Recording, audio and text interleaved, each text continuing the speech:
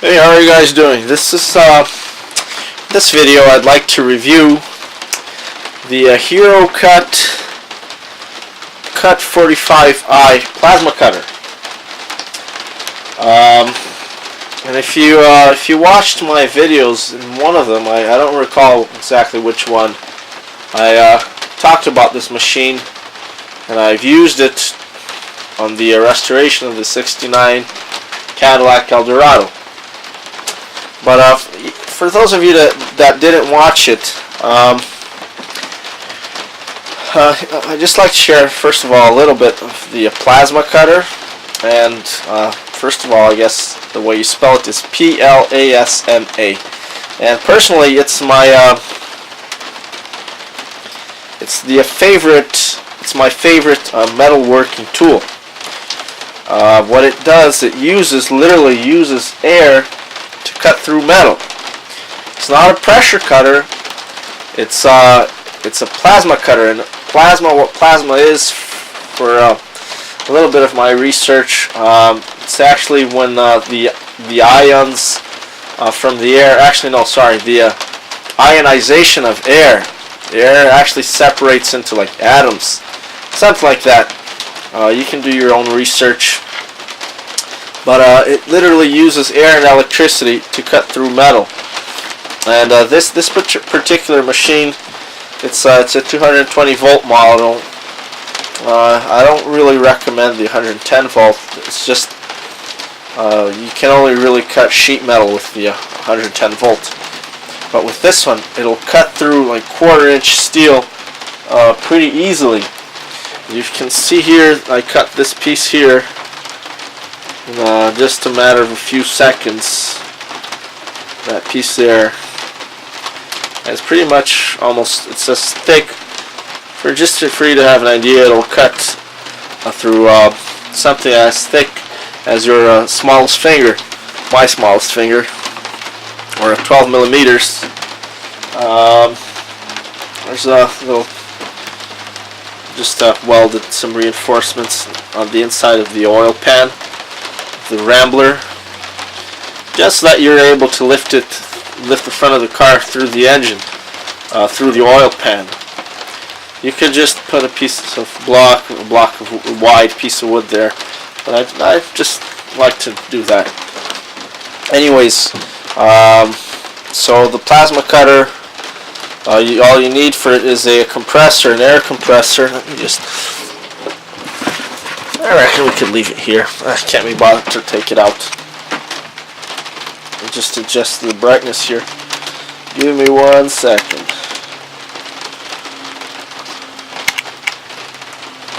What the hell?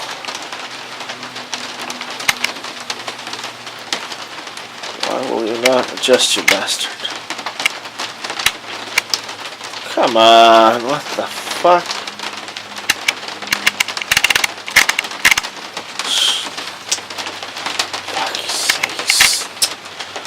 Okay, anyways, guess you guys just have to look at it through there. Let me zoom in a little bit. Hero Cut.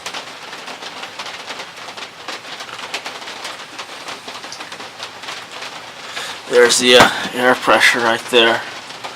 God damn. Let me just try to remove a light, get a light for us here, guys.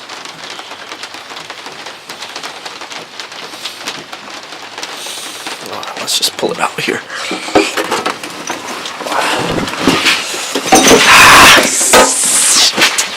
God damn.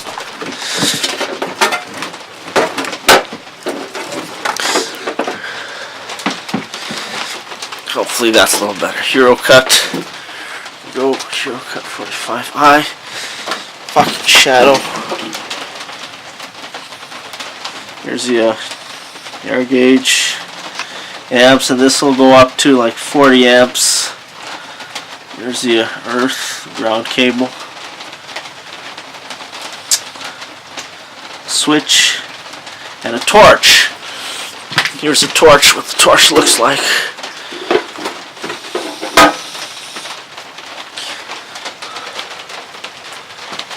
And it is a Chinese tool.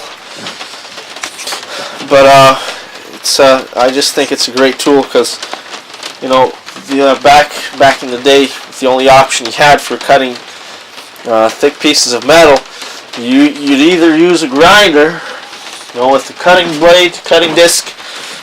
Well, this is a grinding disc, but do I have a cutting disc somewhere here? Shit, I don't.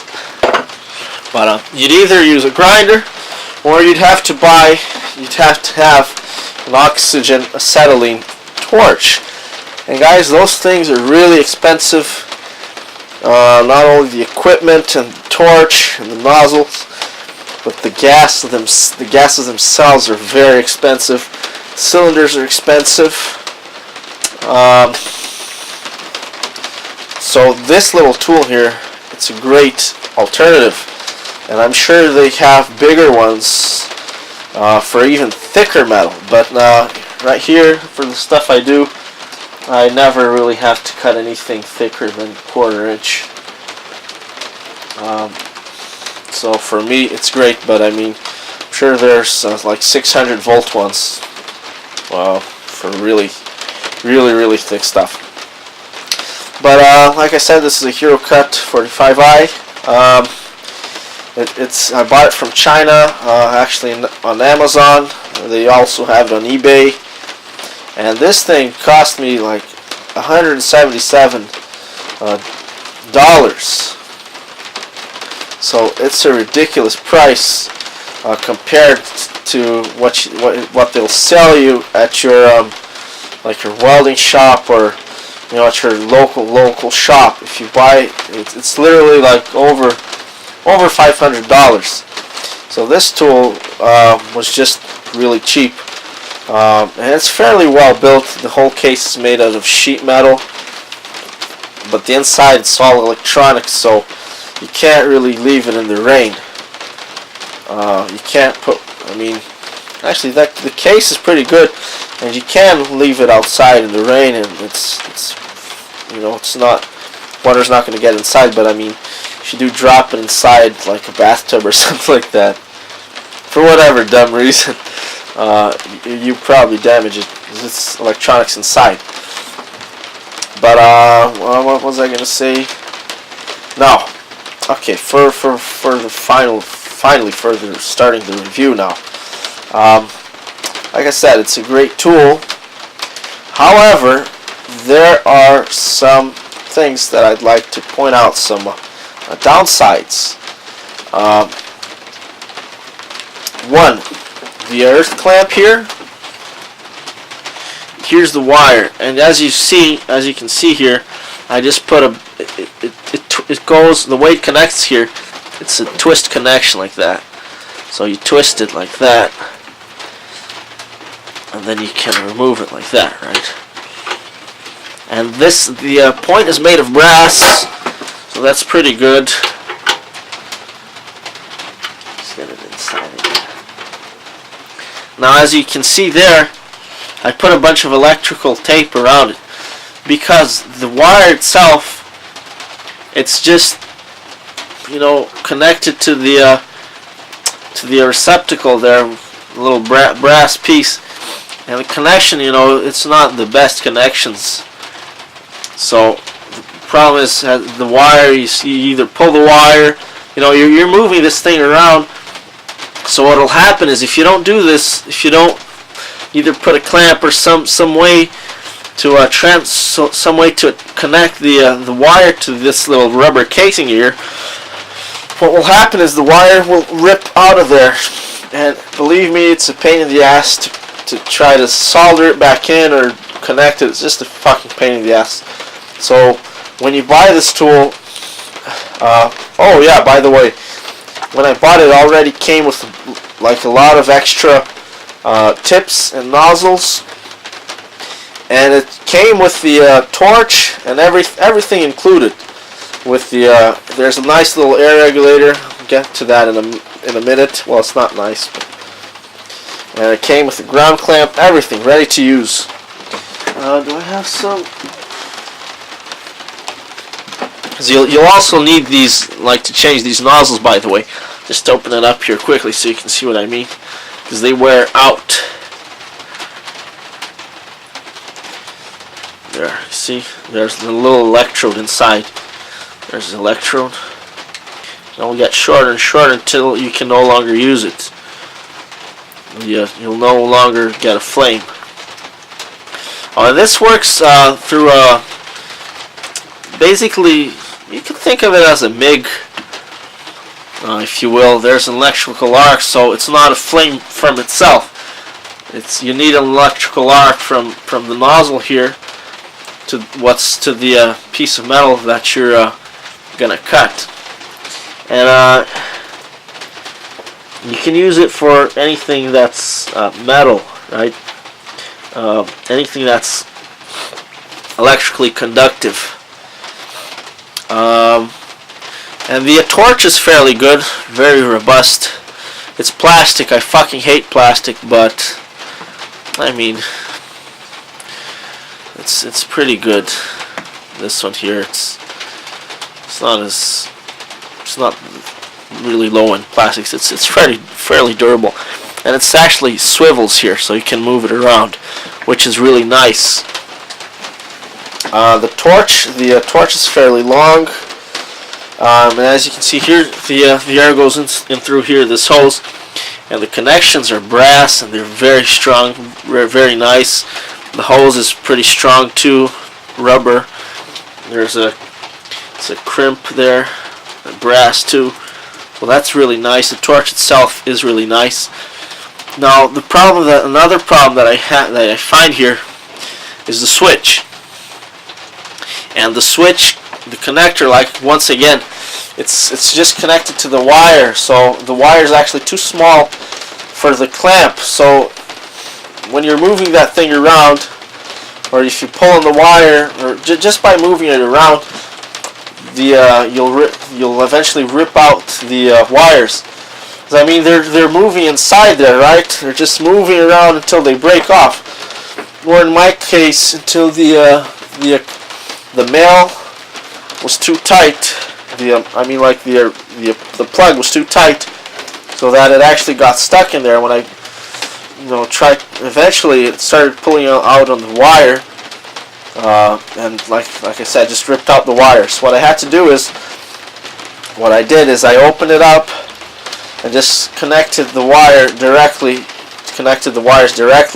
without the switch. So there was a little it's like this, just like a plug, just a regular plug, but just a miniature plug like that, and there's one that goes like that, two of them like that, right? So it's just so that you're able to remove the torch. Now, since the wires are connected directly, there's no way to remove the torch from the machine. But I will get that fixed. But so, just like to point that out, if you do buy this machine, you will have to tweak it around. Not the machine itself, I guess. Yeah, no, the machine is fine. Just the other parts. The other parts, like the torch and the little plugs there, you will have to either change them or at least reinforce them if you want them to last. So you see, there's just an empty hole here now. Another thing comes with at the back here, it's the air regulator, and it has a nice air filter. But it's plastic, and like I said, I fucking hate plastic. It's a fucking piece of shit. And you see it's fairly loose because the threads here, they're plastic, and well, plastic is just junk. So this thing is loose. It's not nice and firm, and I mean, eventually it'll probably break off, or just like this thread will just rip off. Then I'll have to find another way to connect it. So yeah, I mean, you have that problem. And for the last problem that I found here, it's on the earth clamp itself. The wire here is just some really weird copper. It's nice. It's not nice copper. It's like sort of like plastic almost. You can't weld it.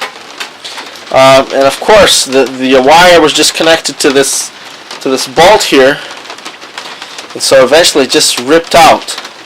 Right. And what I did now is I just rolled it around the bolt, not welded, not soldered like they had it before, and I squashed it between two washers, so that it's now nice and firm. And then, so that it's not pulling on the connection, I just clamped the clamp itself around the wire here.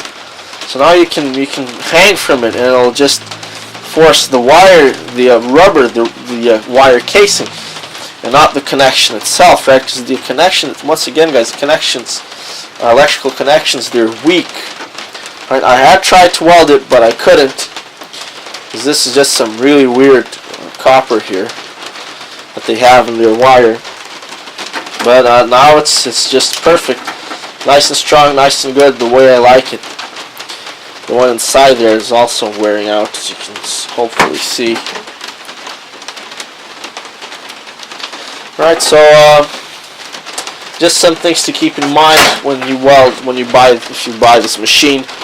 The machine itself is great, but you'll just have to probably either replace, repair, or reinforce these things here.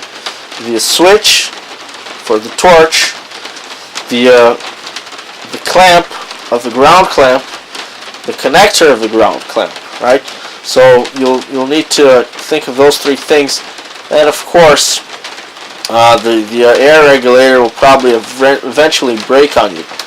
But would I buy it? Would I recommend it? Absolutely. It's worked fine till now, no signs of problems, and it's been outside in the rain, in the snow, in the sun, and you can see it looks brand new.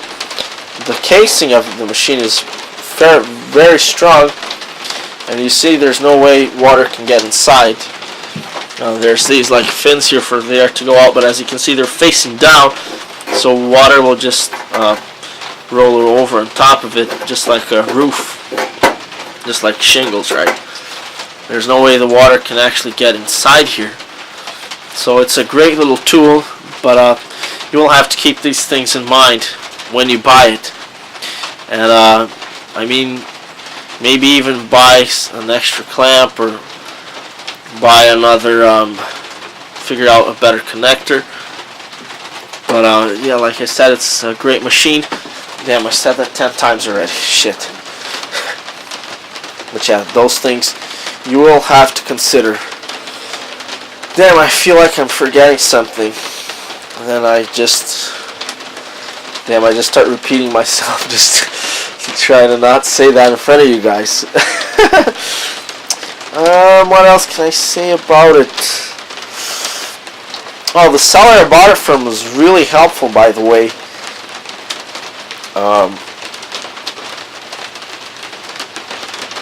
Actually, no, I'm talking. Never mind. Forget what I said. I was thinking about another machine. I also bought a 3-in-1 TIG welder there, Arc 160.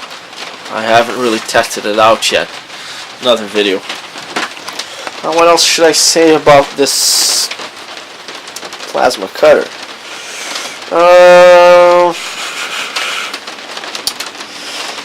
I'm gonna say we're pretty much it. The torch, oh yeah, the torch is pretty strong, pretty durable. Like I said, guys, if you're buying this at your like auto parts source, at your damn, what sort of place would you buy these things? Just a welding shop, I guess. Some other odd place maybe. You're just spending over $500.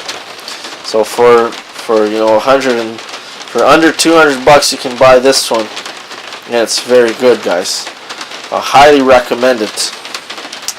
You just have to make sure you adjust some of these things so that they last. And these connectors here, if you had for any reason to buy a new one, it is fairly expensive.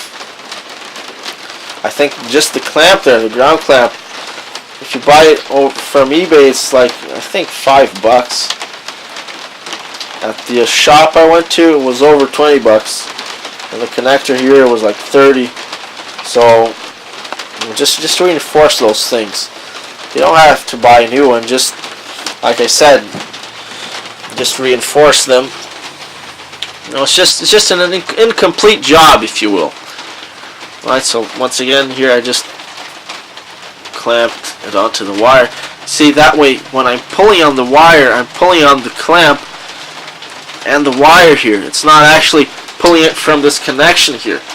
There's a connection. If it's soldered or if it's just wobbly, it'll break off. The wire itself, you can move around. That's fine. But at the tips, it'll just start ripping off, right? But I said that already. Yeah, that's pretty much it. You can use this for aluminum, magnesium, whatever, anything that's conductive. Yeah, anything that's conductive.